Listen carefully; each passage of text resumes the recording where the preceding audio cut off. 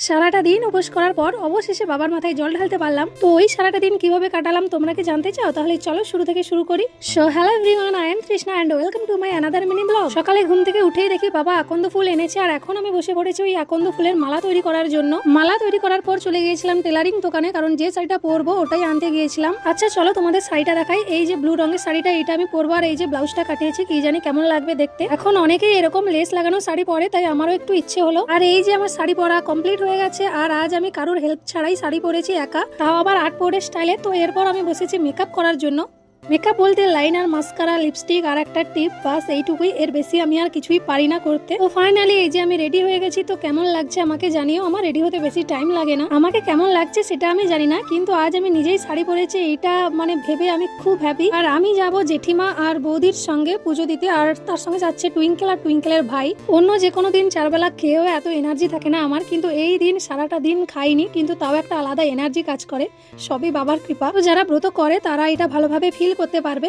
তো হাঁটতে হাঁটতে এই যে চলে এসেছি মন্দিরের প্রায় কাছাকাছি। এখানে এসে যেটা মনে হলো যে আমরা অনেকটাই লেট করে ফেলেছি, অনেকটাই লাইন পড়ে আছে। তো কখন আমরা বাড়ি ফিরবো তার কোনো ঠিক নেই। এই দেখো লাইনটা কতটা লম্বা, আমরা একদম শেষে দাঁড়িয়েছিলাম। লাইনে দাঁড়াতে দাঁড়াতেই আবার সন্ধ্যাও হয়ে গেছে। আর ওই যে মন্দিরটার পাশে যখন যাব তখন তোমাদের দেখাবো। তারপর দেখলাম এই যে অনেকে বাঁকে জল নিয়ে যাচ্ছে। তো ছোটবেলায় এগুলো দেখতে খুব ভালোবাসতাম, এখনো ভালো লাগে এগুলো দেখতে। আর আমি যেটা ভুল করেছিলাম, বাড়ি থেকে টাকা আনতেই ভুলে গেছি। তো তারপর বাবাকে ফোন করাতে বাবা এই যে দিয়ে গেল। তাড়াহুড়োয় টাকা বাড়িতে ফেলেই চলে এসেছিলাম। এই যে চলে এসেছি মন্দিরের প্রায় কাছাকাছি। নির্জলা উপবাস করে এভাবে এতক্ষণ লাইনে দাঁড়িয়ে থাকাটা কিন্তু খুবই চাপের। আর এটা হচ্ছে আমাদের দাড়িমারার জগন্নাথ আশ্রম। আবার কিছুক্ষণ পর দেখলাম যে আবার অন্য একটা জায়গা থেকে বাঁকে করে জল নিয়ে যাচ্ছে। এগুলো দেখতে দেখতেই চলে এলাম মন্দিরের অনেকটাই কাছে। অনেকক্ষণ লাইনে দাঁড়িয়ে থাকার পর ফাইনালি এই যে মন্দিরে উঠতে পেরেছি। আর এই যে ভোলানাথ বসে আছেন, সঙ্গে আছে তার পার্বতী আর রাধা কৃষ্ণ।